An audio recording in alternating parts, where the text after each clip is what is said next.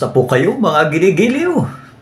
Lagi po nating tatandaan, bawat umaga, hatid ay bagong pag-asa. Welcome back to Basic God YouTube channel at sa pagkakataong ito, tuloy-tuloy po ang ating pong pagtalakay patungkol sa mga halagang mga aral mula sa salita ng ating Panginoon sapagkat tunay nga ang panahon ay papalapit na katulad ng mga inaasahan na magaganap ayon sa salita ng ating Panginoon. At siyempre, wala namang iba na posible na mangyari ay ang pagkuha ng Panginoon sa ating mga hiram na buhay at gayon din ay ang ika nga o kaya lagi nating napapakinggan yung pagpabalik o kaya pagpapakita ng ating Panginoon. At siyempre, kailangan po nating maghanda upang sa gayon ay tayo po ay makasama sa tinatawag na pagbabalik ng ating Panginoon upang ang mga tao ay isama kung saan naroroon ang ating Panginoon ay nandoon din naman yung kanyang mga tagasunod. Kaya sa pagkakataong ito tayo po ay mag-uusap o kaya ating pong tatalakayin ang isang paksa na paano makikilala kung ang isang mangangaral ay tunay na alagad ni Jesus. Ayan, ano po? So, paano makikilala kung ang isang mangangaral ay tunay na alagad ni Jesus? Ayan. So, meron po palang pagkakakilanlan kung ang isang mangangaral ay tunay na alagad ng ating Panginoong Jesus. At yan po ang ating pong tatalakayin sa ngayon sapagkat ayon po sa salita ng ating Panginoon ay dito po sa Lucas chapter 5 verse 33, sabi dito, at sinabi nila sa kanya, ang mga alagad ni Juan ay nangag-aayunong madalas at nagsisigawa ng mga pagdaing, gayon din ang mga alagad ng mga Parisiyo. Datapwat ang mga sa iyo'y nagsisikain at nagsisiinom. Ayan. So, pagpalain po ng ating Panginoon ang kanyang mga salita, ito po ay ating pong binasa upang bigyan po natin ng pansin na ayon sa banal na kasulatan ay mayroong ditong pinansin ang mga nagtatanong patungkol po sa ating Panginoong Jesucristo kapagkat ang isa sa kanilang mga napuna bakit daw po nag-aayuno? Ito po mga alagad ni Juan Bautista at maging ang mga alagad ng mga Pariseo. Pero yung alagad po ng ating Panginoong Jesucristo ay hindi. Ayan. So, hindi po natin sasagutin yan. Kaya lamang naman po natin binasa yan ay upang patunayan na sa Biblia ay meron pong tatlong alagad na binabanggit. Bagamat sa Lumang Tipan ay meron din. Ang alagad ni Juan Bautista, ang alagad ng mga Eskriba at Pariseo, at ang alagad ng ating Panginoong Hesus. Ayan. So, ito pong alagad ni Juan Bautista, sumusunod ito ayon sa paraan ni Juan Bautista. Ayan. So, at yun naman pong mga alagad ng mga Eskriba at Pariseo, sumusunod naman po yan ayon sa paraan ng mga Eskriba at Pariseo. Ayan. Ano po? At ang mga alagad ng ating Panginoon ay sumusunod din naman yan ayon sa paraan ng ating Panginoong Jesucristo. Ayan. So, mayroong mga tinatawag na iba't ibang pamamaraan sa paggawa ng kanilang mga alagad. Ayan. So, kaya ito po ay ating pong pag-uusapan dahil hindi po natin alam o kaya ay baka sa ngayon tayo ay alagad ni Juan Bautista. Tayo ay alagad ng mga Eskriba at Pariseo. Baka hindi natin alam na tayo pala ay kabilang sa mga yaon dahil nga sa paraan na ginagamit natin. Oh. Kaya titingnan natin kung tayo ba ay bilang isang mangangaral ay mga tunay na alagad ng ating Panginoong Jesucristo. Meron po tayong tatlong bibigyan ng pansin sa ating pong pagtalakay. Number 1, ang tunay, paano makikilala kung ang isang mangangaral ay tunay na alagad ni Jesus? Paano daw po makikilala? Yan. So una-una ay, siyempre, ang tunay na alagad ng ating Panginoong Jesucristo, siya po ay dumaan o naunawaan at kanyang ginagawa o ginawa ang hinihingi ni Jesus sa isang tao na nagnanais na maging tagasunod o kay alagad ni Jesus. Normal po yun. Normal yun. Siyempre, pagka nais mong ikaw ay maging alagad ng ating Panginoon, kinakailangang siya ay dumaan doon sa tinatawag na hinihingi ng pagiging alagad ng ating Panginoon. Gagawing alagad ng ating Panginoon Jesus Di normal, yung pattern ng ating Panginoon ang kanyang gagamitin. Hindi po yung pattern ni Juan Bautista at hindi rin po yung pattern ng mga eskrib at pariseo sa paggawa ng alagad. Kasi nga, ang gagawin ay ang mga tunay na mga ngaral ng ating Panginoon Jesucristo. Kaya ito pong ating pinag-uusapan ay paano makikilala kung ang isang mga ngaral ay tunay na alagad ni Jesus. Yan. So, ang isang tunay na mga ngaral, makikilala natin yan, na siya nga ay tunay na alagad ng ating Panginoon kung ang taong ito ay dumaan at naunawaan at kanyang ginawa o ginagawa ang hiningi ni Jesus sa isang tao na nagnanais na maging tagasunod o kaya'y alagad ng ating Panginoon. Babasahin po natin yan sa aklat po ng Lucas. Kaya ito po ang requirements po ng ating Panginoon. Ito po ang sukatan.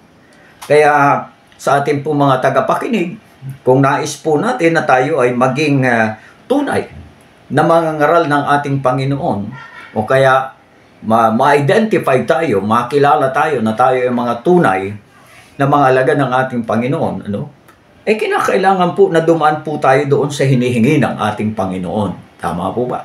Kasi kung hindi po tayo dadaan dito sa hinihingi ng ating Panginoon, paano tayo isi-certify ng ating Panginoon na tayo ay kanyang mga alagad at tayo po ay mga ngaral niya. Okay?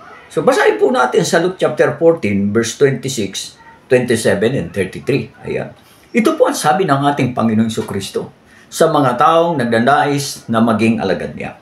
Kung sino mang tao ay pumaparito sa akin at hindi napupot sa kanyang sariling ama at ina, at asawang babae at mga anak at mga kapatid na lalaki at mga kapatid na babae, oo, at pati sa kanyang sariling buhay man na hindi siya maaaring maging alagad ko. Yan po. Yan ang sabi ng ating Panginoon. Ulitin po natin hindi po alagad ni Juan Bautista yung gagawin po dito, alagad ng ating Panginoon para maging mga tunay na mga ngaral. In verse 27, at sino mang hindi nagdadala ng kanyang sariling krus at sumusunod sa akin ay hindi maaaring maging alagad ko. Ayan po. And verse 33, ang sabi dito, kaya ang sino man sa inyo na hindi tumanggi sa lahat niyang tinatangkilik ay di maaaring maging alagad ko. Ayan. Sabi po ng ating Panginoong Jesucristo, hindi maaaring maging alagad niya kung hindi nila una mauunawaan at gagawin po ang mga bagay na ipinapagawa po ng ating Panginoon. Si Kristo po ang nagsabi nito. So, ako, nais kong maging alagad ng ating Panginoon, tagasunod ng ating Panginoon, normal, gagawin ko po ito. Kasi ito ang hinihingi ng ating Panginoon sa isang tao na nagnanais na maging alagad niya. Kaya ito pong ating pong katanungan, itong ating paksa ay paano makikilala kung isang mangangaral ay tunay na alagad ni Kristo. Normal. Siya po ay dumaan sa Luke chapter 14, verse 26, 27, and 33. Yan po yung kauna-unahan. Wala po yung ipinagkaiba. Ano po? Kung gustong maging police, security guard, army, atleta, o anumang course sa mundo. Depende po yan kung ano po yung kanya pong susundan. Ayan. Kung ang susundan niya ay guro, ay siyempre, dadaan siya sa pattern ng guro. Kung gusto niya pong sundan ay ang pagiging army, police, o kaya anumang course, ang susundan niya po yun. Ayan. Yun po yun, yung tinatawag pong pattern. Ganon din naman po sa pagiging alagad. Ayan. Kaya kung ang isang tao po ay hindi po dadaan dito sa pattern ng ating Panginoon, sad to say, si Kristo na po ang nagsabi, hindi ko siya alagad o hindi maaring maging tagasunod niya. Kaya kung hindi siya tagasunod ng ating Panginoon, I'm sure, sigurado pong iba ho yung kanyang sinusundan at iba din ho yung kanyang pattern ng kanyang pangangaral. Hindi po itong Luke chapter 14. Ibang pattern. At tulad ni Juan Bautista, katulad ng mga Scriba at Pariseo, siyempre kung sino yung sinusundan niya, yun yung pattern niya. Kaya ako, bilang tagasunod po ng ating Panginoon, bilang alagad, ito yung sinusundan ko. At ito yung aking pinapangaral. So kung gusto po natin ng further study, meron po tayong mga video po dito. Kaya wag po kayong magatubili na kayo po ay sumubaybay at manood po. Sa tulong at gabay ng dakilang guro. Walang iba kundi po ang banal na Espiritu. Number 2. So, paano makikilala kung ang isang mangangaral ay tunay na alagad ni Jesus? Ito po yung pangalawang kasagutan. So, ito ang dala niyang misyon. Ayan. Ang daladala po palang misyon ng isang tunay na mangangaral ay walang iba kundi ang misyon po na matatagpuan po natin sa Matthew chapter 28 verse 16 to 20. Ito po yung daladala niya. Bukod po sa Lucas na siyang sa gayon ay humubog sa kanya, ay ito pong mission sa verse 16. Sabi dito, datapot nagsiparoon ang 11 alagad sa Galilea sa bundok na sa kanila itinuro ni Jesus. At nang siya'y kanilang makita ay kanilang sinamba siya, datapot ang ilan ay nangag-alinlangan. At lumapit si Jesus sa kanila at siya kanyang kinausap na sinasabi, ang lahat ng kapamahalaan sa langit at sa ibabaw ng lupa ay naibigay na sa akin. Dahil dito'y magsiyaon nga kayo at gawin ninyong mga alagad ng lahat ng mga bansa na sila inyong bautismuhan sa pangalan ng Ama, ng Anak at ng Espiritu Santo. Naituro ninyo sa kanila na kanilang ganapin ang lahat ng mga bagay na inuutos ko sa inyo. At narito, ako'y sumasa inyong palagi hanggang sa katapusan ng sanlibutan. Ayan. So, ang pangalawa po na pagkakakilanlan, kung ang isang mangangaral ay tunay na alagad ni Jesus, ay daladala po niya yung tinatawag na misyon. Ayan. So, hindi lang po siya ginawa sa paraan ng ating Panginoong Jesus bilang alagad, kundi daladala po niya ang misyon. Daladala po niya yung misyon na sinabi ng ating pong Panginoong Jesucristo. Ayan. Sino man po na nagdadala ng misyon na ito, nadala ng 11 alagad, na dumaan itong 11 alagad sa Luke chapter 14, verse 26, 27, and 33. At dala lang nila itong misyon na ito, itong number 2, pero hindi nila dala ang Luke chapter 14. May problema po yan. Ibig sabihin, hindi po sila dumaan doon po sa pamantayan ng ating Panginoon, sa pattern po ng ating Panginoon. Kaya, questionable po yun. Sipin mo, may daladala silang mission order na hindi naman sila dumaan doon sa dinaanan po ng 11 alagad. Oo, daladala nila yung mission order na katulad din ng 11 alagad. Pero hindi po sila dumaan sa pinagdaanan po ng 11 alagad. Yung pong Luke chapter 14 verse 26, 27, and 33. Kaya yan po, yung pong paano natin makikilala kung ang isang mangangaral ay tunay na alagad ni Kristo. Ayan. So, yan po yung number 2. Dapat dala ng isang tunay na mangangaral ang misyon na ibinigay po ng ating Panginoon sa 11 alagad. Ayan. So, yan yun home number 2. At number 3, ay alam niya ang chain of command. Alam dapat po ng isang tunay na tagapagturo o bilang isang alagad ng ating Panginoon, tinatawag na chain of command. Ano? Alam po dapat. Ano ba itong tinatawag na chain of command?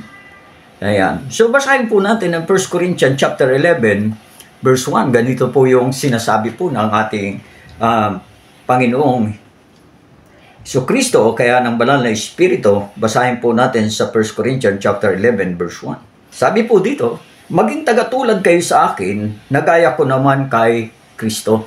Ayan, ano po? Maging tagatulad kayo sa akin, gaya ko naman kay Kristo. Ayan. So makikita po natin na meron tinatawag na chain of command. Kung paano si Apostol Pablo ay tumanggap ng misyon, ganon din dapat po yung mga alagad po ng ating Panginoon. Parihas lamang po yung tinatawag na tinanggap ng misyon. Hindi po lilihis. Kung ang daladala ni Apostol Pablo sa paggawa po ng alagad ay ang Lucas chapter 14, verse 26, 27, and 33, at ito din po yung dinala noong 11 alagad. Normal, ito din po yung dadalhin po natin sa atin pong panahon. Hindi po tayo lilihis, hindi po tayo magbabago. Kung ano po yung pattern sa panahon ni Kristo, sa panahon ng 11 alagad. So, at sa panahon ng ating ni Apostol Pablo na siyang apostol po ng mga hintil, yung pa din po tayo. Huwag na po natin babaguhin. Kasi kapag binago po natin, yun yung pattern, ay ibang alagad yung magagawa po natin. Baka alagad lang po natin yan, o kaya ba alagad lamang ng isang tao. Isang taong politiko, isang taong negosyante, isang taong religyoso, katulad ng mga panahon ng mga Eskriba at Pariseo. Kaya sa ating pong huling mga panahon na ito, sa harapan po ng ating Panginoon, ang banal na Espiritu po ay nagwi-witness. Kapag tayo po ay humarap sa banal na Espiritu, ang banal na Espiritu ang magsasabi po sa atin, hindi po tayo tagasunod ni Kristo, hindi po tayo alagad ni Kristo. And in Jesus Christ, hindi rin niya rin po tayo tatanggapin na tayo po ay mga alagad o tagasunod ng ating Panginoon. Maaari po siguro tayo tanggapin ni Kristo bilang mga mananampalataya, pero hindi po alagad. Dahil sa 5 signs of growing faith, meron po yan yung hindi mananampalataya, nakikisampalataya, mananampalataya, at pagkatapos po maging mananampalataya, sunod na po doon ay alagad, at ang panglima ay ang pagiging iglesia. Ayan, that is the sign of commitment. Ayan. Kaya ito pong number 3, ay alam po ng isang isang tunay na mangangaral, isang alagad, yung pong tinatawag na chain of command. Sabi ni Apostol Pablo, follow me as long as I follow Christ.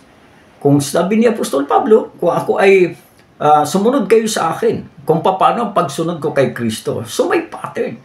Mula kay Kristo, kay Apostol Pablo, at maging sa atin o sa mga susunod pong mga henerasyon na mga tagasunod ng ating pong Panginoon. So ayan. Kaya si Apostol Pablo ay meron po siyang tinatawag na babala. Mahigpit po yung babala ni Apostol Pablo, no? Sa aklat po ng mga taga-Galacia, ito po yung babala ni Apostol Pablo sa lahat po ng tao. Ito pong pinag-uusapan po natin, wala po itong personalan, ano? Ang atin po pinag-uusapan dito, focus po tayo sa tinatawag na papaano makikilala kung ang isang mangangaral ay tunay na alagad ni Kristo. Kaya kung siyasabi po natin na tayo po ay mangangaral, tayo po ay alagad ng ating Panginoong Jesucristo, ay di makipag-usap po tayo sa ating Panginoon. Masasalamin po natin yung ating mga sarili kung tayo po ay mangangaral, tunay na alagad ng ating Panginoon, o kaya ay hindi. Malalaman po natin yan. O tayo ba ay tagasunod ng isang reliyon katulad ng mga alagad ng mga Eskriba at Pariseo? Tayo ba ay tagasunod ni Juan Bautista? O tayo ay tagasunod ng ating Panginoon Jesucristo ay alagad? Kaya sabi ni Apostol Pablo sa Galatians chapter 1, verse 6 to 9, ang sabi po dito, sabi ni Apostol Pablo, ako'y namangha na kay dali ninyong nagsilipat sa ibang ebanghelyo buhat sa tumawag sa inyo sa biyaya ni Kristo. So, noong pong panahon ay meron pong mga mangangaral din. At ito ang sabi ni Apostol Pablo na yung kanyang mga naturuan ay lumipat sa ibang ebanghelyo. Ngayon, sabi niya sa verse 7 na ito hindi ibang ebanghelyo, kundi mayroong ilan sa inyong nagsisiligalig at nag-iibig na pasamay ng ebanghelyo ni Kristo. Ayan, baguhin daw po yung pattern, no? Ayan, yung ebanghelyo ni Kristo. Ayan, ano yung ebanghelyo ng ating Panginoon? Siyempre, yung isa din yung pinaka-importante, yung pamamaraan kung paano gumawa ng tagasunod ng ating Panginoon. Yan. Kaya maging maingat po tayo. Huwag po tayong gumawa po ng sarili nating pattern sa paggawa po ng alagad dahil hindi po yan alagad ng ating Panginoon. Sinabi na nga ng ating Panginoon, hindi eh. Alagad mo na lang yan kasi ikaw na ang gumawa ng sarili mong pattern. Kaya ang dami po ngayon, mga mabilis pong dumami yung kanila pong organisasyon, yung kanilang reliyon, yung kanilang samahan dahil paraan nila.